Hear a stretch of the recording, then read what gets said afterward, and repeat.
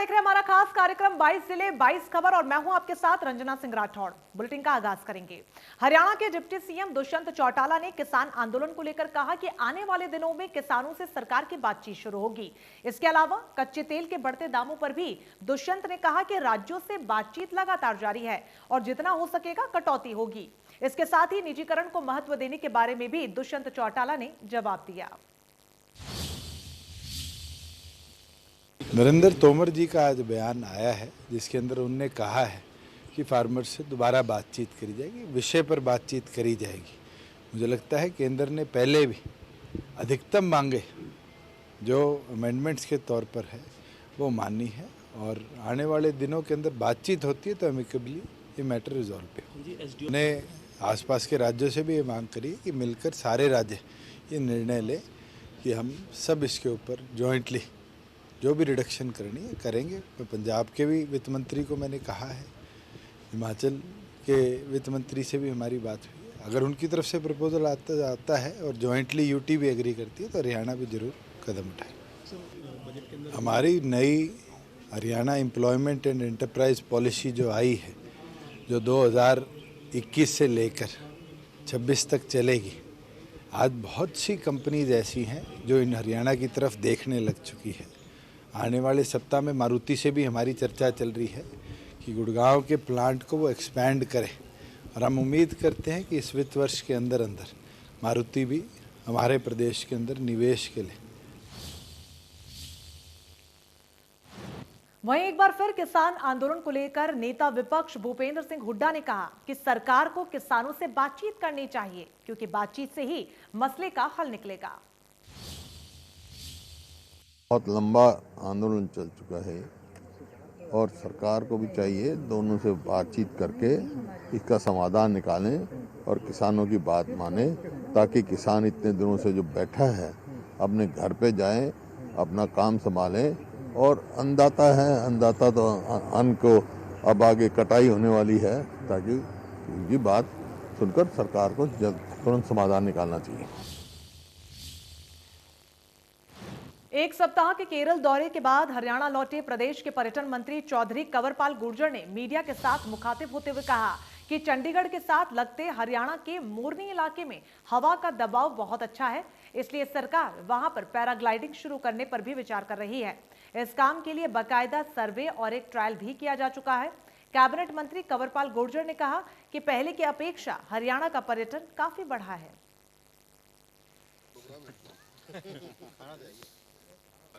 तुमने वहाँ के जो अधिकारी हैं उनके साथ मीटिंग की थी और कुछ चीज़ों की जानकारी हमें मिली। जैसे उन्होंने कहा कि हम एडवर्टाइज पे बहुत खर्च करते हैं। अगर हम 300 करोड़ रुपया इंफ्रास्ट्रक्चर पे खर्च करते हैं तो 100 करोड़ रुपए में एडवर्टाइज में खर्च करते हैं। तो हमारे यहाँ एडवर्टाइज का मामला बहुत कम है, तो हमने इस पर विचार किया। दूसरा, उन्होंने कहा कि हम ऑनलाइन जैसे बुकिंग करते हैं तो रेट जिस प्रकार से, जैसे हवाई जहाज का टिकट का रेट है ना, अगर आप बहुत पहले अगर बुकिंग कराते हैं तो उसके रेट कम है और अगर टाइम के टाइम है आप कराएंगे तो उसके रेट ज़्यादा है। तो वहाँ भी इस प्रकार का सिस्टम, होटल का सिस्टम भी इसी प्रकार का है। जो हमारे टूरिस्ट कॉम्प्लेक्स है उनका सिस्टम भी ऐसे ही है। मुझे लगा कि वो अच्छा है सिस्टम। मतलब क्या है कि जैसे कोई व्यक्ति आता है तो एक ही रेट है हमारा अभी तक, इस प्रकार की कोई छूट हमने दी नहीं है। तो अगर इस प्रकार की छूट देंगे तो मुझे लगता है कि पर्यटक हमारे पास ज़्यादा आएगा।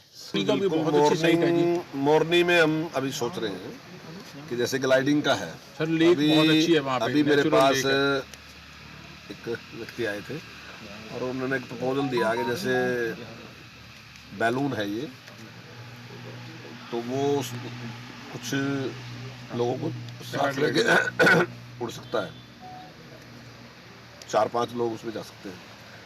तो उसका उसने ऑफर दिया कि भाई अगर आप मुझे इजाज़त दें, तो मैंने अभी डायरेक्टर के पास उसको भेजा, देखेंगे उसमें क्या कर सकते हैं।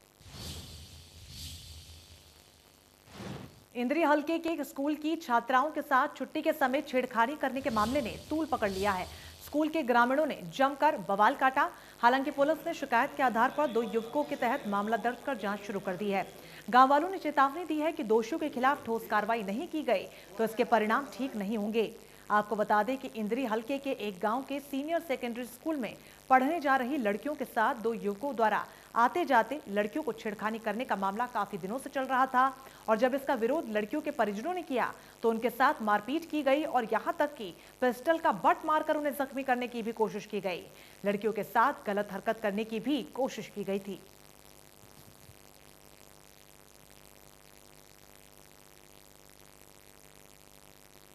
शरारती तो खड़े रहते हैं, लड़कियों को छेड़ते हैं। कल बहुत बड़ा कांड हुआ उनके साथ में, मेरे साथ हाथापाई भी हुई, मेरे रिवॉल्वर भी दिखाया मेरे को। लड़कियों के साथ बदतमीजी कर रहे थे वो, मैं मौके पे पहुंच गया था जी। पहले भी छेड़ते थे लड़कियों को वो। कितने लड़के हैं? 2 लड़के थे जी। कहाँ के? एक जैनपुर का है जी, जाटों का लड़का, एक खानपुर का है, यहाँ चमारों का लड़का जी। और यहाँ पे पिछले काफ़ी दिनों से ऐसा हो रहा है कि कुछ शरारती तत्व कुछ गांव के ही हैं और कुछ बाहर के हैं और नशे करते हैं और आते जाते लड़कियों को छेड़ते हैं।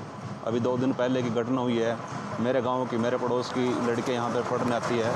पहले उनको छेड़ा गया, जब वो मानने नहीं तो उन्होंने अपने पापा को बुलाया और जब उनके पापा ने बात की आके तो उन्होंने उसके साथ बदसलूक की और रिवॉल्वर निकाल के उनको जान से मारने की धमकी दी गई है। सरेआम उसके गवाह भी हैं और हम प्रशासन और शासन से ही उम्मीद करते हैं और मांग करते हैं कि जल्द से जल्द इन शरारती तत्वों पर अंकुश लगाया जाए। और टोहाना के गांव फतेहपुरी में बिजली चोरी पकड़ने गई बिजली विभाग की टीम के साथ गांव वालों ने मारपीट की। हमले में घायल एसडीओ सहित बाकी कर्मचारियों को इलाज के लिए नागरिक अस्पताल लाया गया। कर्मचारियों की यूनियन ने पुलिस से जल्द कार्रवाई की मांग की। उन्होंने चेतावनी देते हुए कहा कि कार्रवाई नहीं हुई तो प्रदर्शन किया जाएगा। इस हमले से बिजली विभाग के कर्मचारी डरने वाले नहीं हैं। बिजली चोरी पकड़ने का काम जारी रहेगा।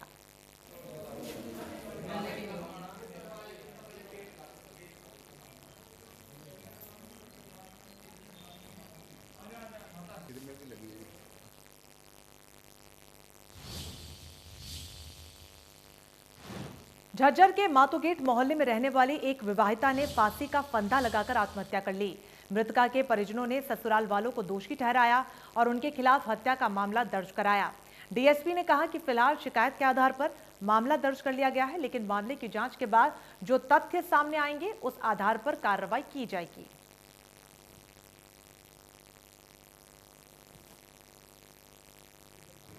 ये एक बबीता लड़की है जिसकी शादी को 12-13 साल हो गए थे और फांसी लगा दी थी। इनके परिवार वालों ने हत्या का मुकदमा दर्ज कराया था और जिसका हमने बोर्ड द्वारा पोस्टमार्टम कराया है और जैसे भी हमारे को मेडिकली जो भी रिपोर्ट मिलेगी, पीएमआर मिलेगी, उसके हिसाब से हम इसमें कार्रवाई करेंगे।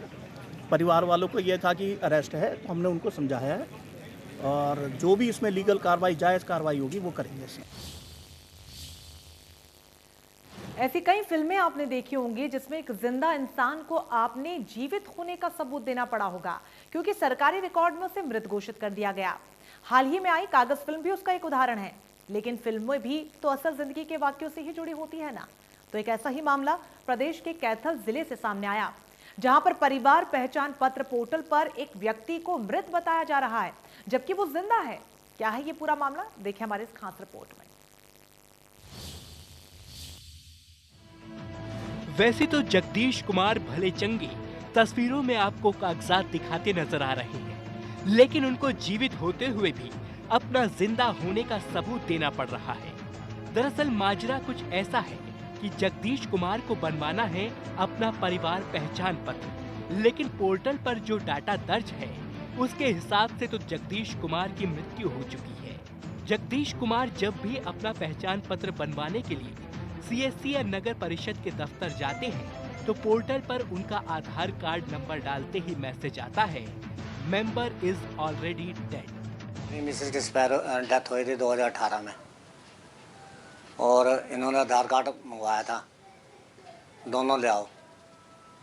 हम दोनों ले गए थे आधार कार्ड, इन्होंने लिंक कर दिया मेरा और मेरा ये फैमिली आईडी के लिए ये शो कर रहा है अभी बंदा मर चुका है और मेरी मिसेज कागजों में जिंदी है। मेरे को फैमिली आईडी के लिए दिक्कत आ रही है। तो और 2020 में भी मैंने ये ठीक करवाया था मार्च में। अब वे पोर्टल पर अपने आप को जिंदा दिखाने के लिए यहाँ वहाँ भटक रहे हैं, लेकिन उनकी समस्या का समाधान नहीं हो पा रहा। अब आपको बताते हैं आखिर ऐसा हुआ कैसे।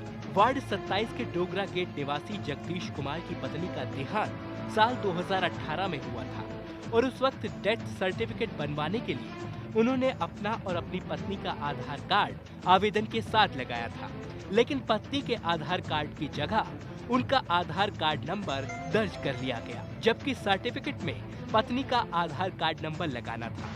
जब जगदीश कुमार को इसकी जानकारी मिली तो उन्होंने साल 2020 में इस गलती को नगर परिषद की डेथ बर्थ शाखा में जाकर ठीक करवा लिया। उसके बाद भी परिवार पहचान पत्र पोर्टल पर उन्हें मृत ही दिखाया जा रहा है। मुझे 2018 में उसकी पत्नी की डेथ हुई थी। उस टाइम आधार में जैसे जन्म डेथ सर्टिफिकेट लेते समय मतलब सूचक का और जो डेथ पर्सन है उसका आधार कार्ड लेना होता है, तो ऑपरेटर द्वारा थोड़ा गलती से उसका आधार कार्ड उसकी पत्नी की जगह उसका चढ़ गया था, मतलब डेथ वाले फॉर्म में। तो जैसे ही फैमिली डाटा अभी फैमिली जो पोर्टल है अभी डेथ बर्थ पोर्टल के साथ लिंक हुआ है, तो उसने वो डाटा उठा लिया, मतलब आप ऑटोमेटिक, तो उस पर्सन को डेट दिखाया गया था। लेकिन अभी जब वो रिक्वेस्ट ब्रांच में आया तो उसका डाटा हमने ठीक कर दिया। अब अगर जगदीश कुमार का परिवार पहचान पत्र नहीं बन पाया तो उन्हें आगे भी परेशानी झेलनी पड़ेगी। इसके अलावा सिस्टम पर भी सवाल उठने लाजिम है कि अगर किसी को जिंदा होते हुए भी अपने जीवित होने का प्रूफ देना पड़े तो वाकई समस्या गंभीर है। कैथल से मनोज मलिक, इंडिया न्यूज, हरियाणा।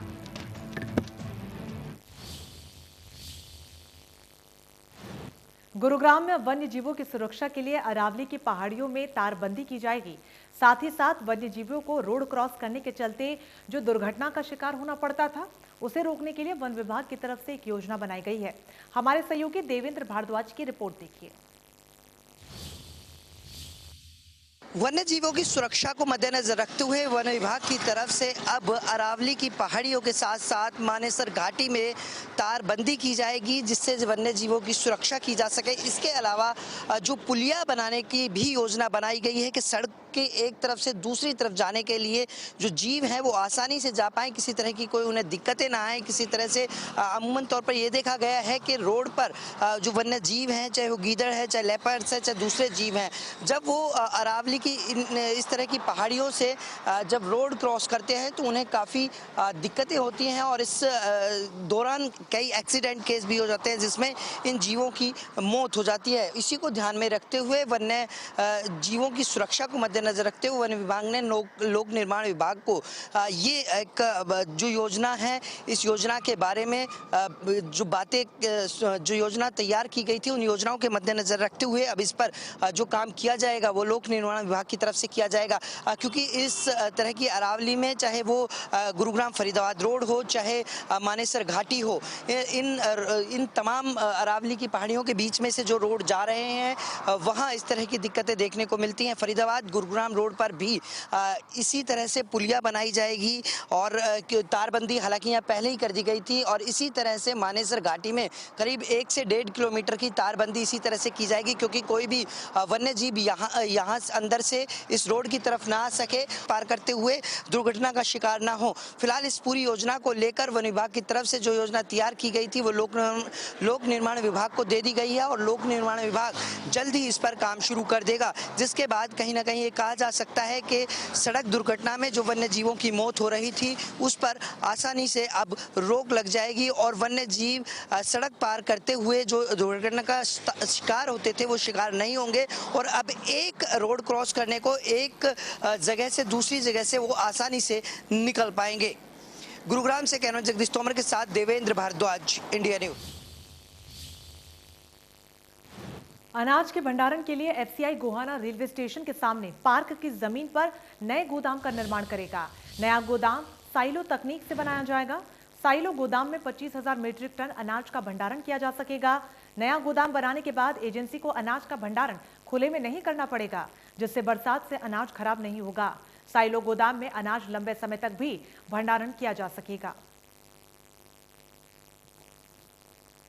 हमारे गोहाने में जो हमारे रेलवे साइडिंग उसके सामने पार्क है, वहाँ ज़मीन देखने के लिए प्रपोजल आया है। ये प्रपोजल आया है कि वहाँ पे कम से कम 25,000 MT के गोदाम का प्रपोजल आया है और यहाँ पे ये ज़मीन रेलवे की है। रेलवे से बातचीत चल रही है, रेलवे से एग्री हो जाते हैं और हमारे विभाग से ये मामला सेटल हो जाता है तो इस पे स्पोक साइलो बनने की संभावना। एमएसपी का पैसा सीधा किसानों के खाते में भेजने का कुरुक्षेत्र की सबसे बड़ी अनाज मंडी के आड़तियों ने विरोध शुरू कर दिया। आड़तियों का कहना है कि केंद्र में जब से बीजेपी की सरकार आई है, इनके हर रोज नए नए तुगलकी फरमान से जनता तंग आ चुकी है। अब नया फरमान यह है कि जो किसानों का एमएसपी का पैसा सीधा किसानों के खाते में आएगा, जिससे किसान और आड़ती अलग अलग हो जाएंगे।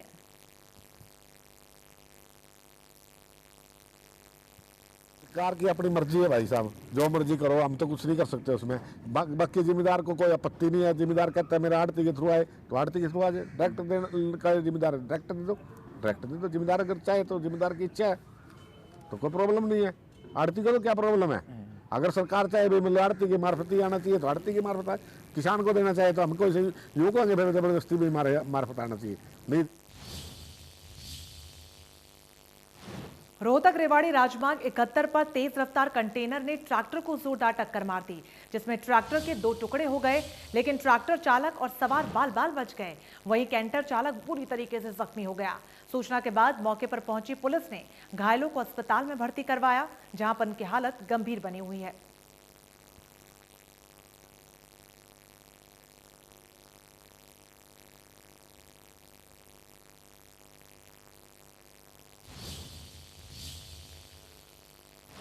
महेंद्रगढ़ में सहकारिता मंत्री डॉक्टर बनवारी लाल और पूर्व शिक्षा मंत्री रामविलास शर्मा ने नांगल सिरोही में मुख्यमंत्री द्वारा घोषित 4 करोड़ की लागत से महेंद्रगढ़ नारनौल स्टेट हाईवे के पैच वर्क का नारियल फोड़कर शुभारंभ किया।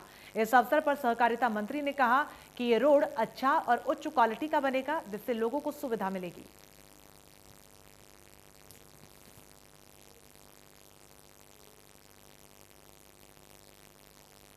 ये आज महेंद्रगढ़ से रेवाड़ी तक जो नारनौल तक जो रोड की हालत ख़राब थी और माननीय मुख्यमंत्री जी ने जो 4 करोड़ रुपए की लागत से इस रोड की पैचवर्क का अनुमति दी है और उसका शुभारंभ आज माननीय रामविलास जी शर्मा जी के साथ हमने किया है और ये जल्दी ही ये काम पूरा हो जाएगा और लोगों को इसकी सुविधा जल्दी ही मिलने वाली है और एक अच्छा काम करेगा। हमने ठेकेदार से भी कहा है कि भाई अच्छा काम करें और क्वालिटी मेंटेन करके रखें ताकि लोगों को असुविधा ना हो। बनवारी लाल जी सहकारिता मंत्री हरियाणा सरकार का धन्यवाद करता हूं कि हमारे एक टेलीफोन के बुलावे पर वो नांगल सिरोही में जो माननीय मुख्यमंत्री मनोहर लाल जी ने 4 करोड़ रुपया पैच वर्क के लिए दिया, उसकी शुरुआत आज नांगल सिरोही से डॉक्टर बनवारी लाल जी ने और सीताराम यादव विधायक जी ने यहाँ नारियल फोड़कर का उसका शुभारंभ किया है।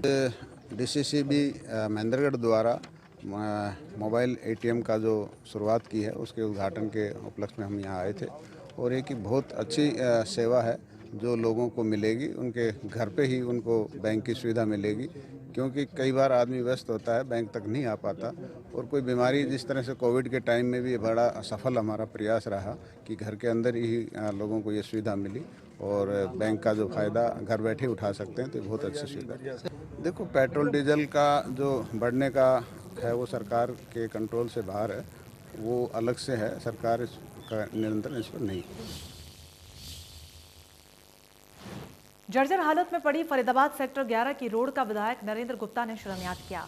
इस मौके पर विधायक नरेंद्र गुप्ता ने कहा कि प्रदेश के मुख्यमंत्री मनोहर लाल के मार्गदर्शन में यह निर्माण कार्य का आरंभ हुआ है, जिसकी मांग काफी लंबे वक्त से की जा रही थी। इस रोड के निर्माण कार्य में 93 लाख की लागत लगेगी।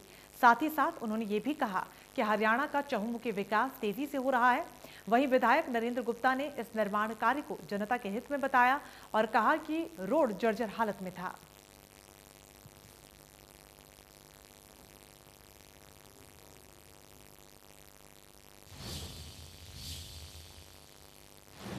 उचाना हल्के के गांव लोधर के लोमेश स्कूल में मिस ग्रैंड इंडिया मनिका शौकनंद का अपने मामा के गांव में पहुंचने पर भव्य स्वागत किया गया।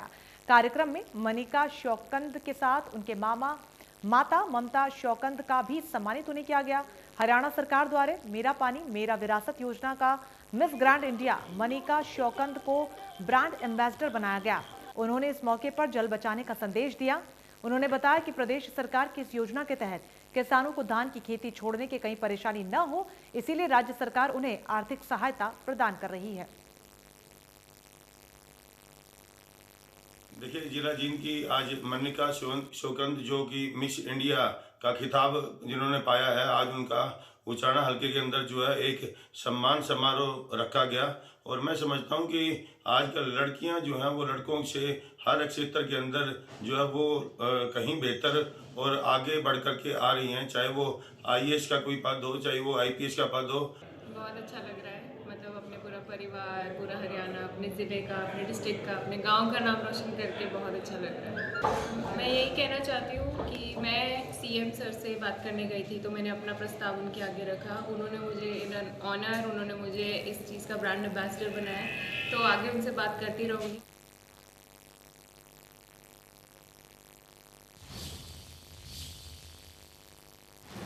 इसी के साथ 22 जिले 22 खबर में फिलहाल के लिए बस इतना ही, लेकिन लगातार बड़ी खबरों के लिए आप बने रहिए हमारे साथ। नमस्कार।